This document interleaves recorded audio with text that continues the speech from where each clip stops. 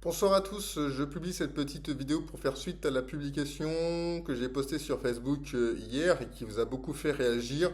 Et je voulais donc préciser mes propos et vous tenir un petit peu informé de ce qui va se passer par la suite concernant notre force politique et Issoudun.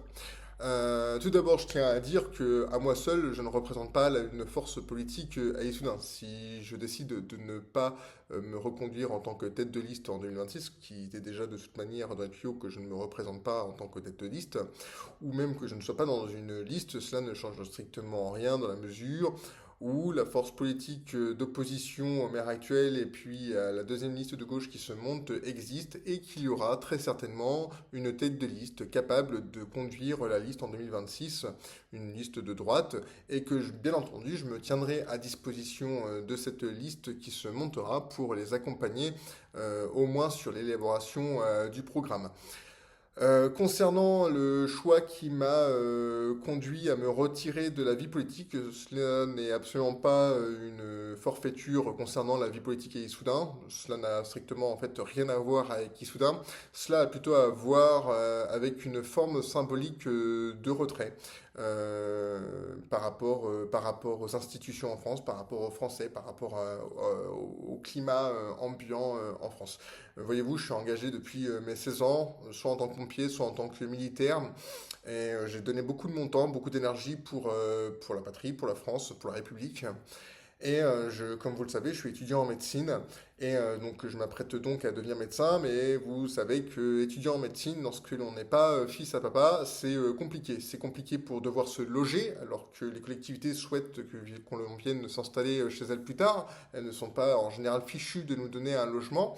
C'est compliqué pour vivre et manger tout simplement parce que on a un système en France comme le Crous qui mettent 4 mois, voire 5 mois chaque année à vous répondre, à vous donner une notification pour vous donner la bourse.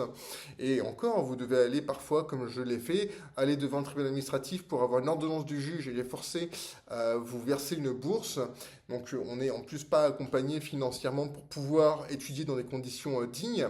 En plus de ça, on est très souvent, bien que ce soit gratuit, les études de médecine, même si c'est gratuit, les études de médecine, très souvent on est un petit peu comme des apprentis, et pendant le fait qu'on soit apprenti, eh bien, nous ne sommes pas payés, ou alors on est payé 100 euros ou 150 euros par mois, ce qui absolument est une honte, puisqu'un apprenti en France, quand il a plus de 21 ans et lorsqu'il est au-dessus d'un certain niveau, il a 100% du SMIC, ce qui n'est pas du tout, du coup, le cas pour nous, et même très loin de là. On est donc, quand on n'est pas fils à papa en France, dans une situation en général de merde. Et on a donc des institutions qui nous maltraitent. Et bon, à la limite, ces institutions. Mais voyez-vous, quand les politiciens, et en font partie monsieur Nicolas Forissier, parce que il y a eu une trahison de sa part sur ce dossier-là, vote une loi pour nous forcer à devenir médecin dans un territoire. Oui, pourquoi pas, effectivement, on peut se dire que le médecin va venir de s'installer obligatoirement quelque part. Mais quand ces mêmes politiciens le font sans même avoir la queue entre les jambes, c'est-à-dire quand ils ne se rendent même pas compte déjà dans les conditions dans lesquelles on étudie, qui en plus viennent sur leur grand cheval blanc et nous disent vous allez venir, c'est comme ça, il n'y a pas de choix, de toute façon on vous paye déjà tout, ce qui est complètement faux, je trouve ça un petit peu fort en café. Et surtout quand on voit le nombre d'insultes des concitoyens, de mes concitoyens en France, voilà, sur les futurs médecins, on serait des feignants, on nous aurait payé nos études, il faut qu'on vienne s'installer obligatoirement quelque part. Voilà, c'est quand même ce climat général, moi, qui fait que j'arrête là, parce que voilà, j'estime que j'ai suffisamment servi la France, les Français, pour ne pas avoir à me prendre de leçons de morale sur ce que je devrais faire plus tard, alors que personne m'aide. Voilà, on est dans des conditions d'études qui sont déplorables. Et à ce titre-là, il est hors de question que je continue personnellement à subir de l'institution française, de la République française, des Français, alors que depuis le début, j'essaie de globalement m'investir, m'engager pour la France, pour les Français. Donc c'est une histoire de donnant-donnant. L'ascenseur social en France, j'ai l'impression qu'il ne fonctionne plus. Le principe du mérite en France, il ne fonctionne plus. Rien ne fonctionne et tout le monde en est responsable car on a globalement les politiciens qu'on mérite tous, hein, finalement, moi le premier peut-être.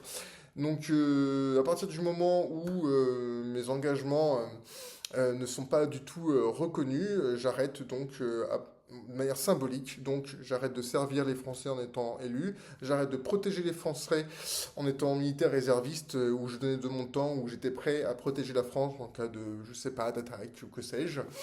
Et je vais certainement aussi, je pense très certainement, ne pas non plus soigner les Français. Voilà.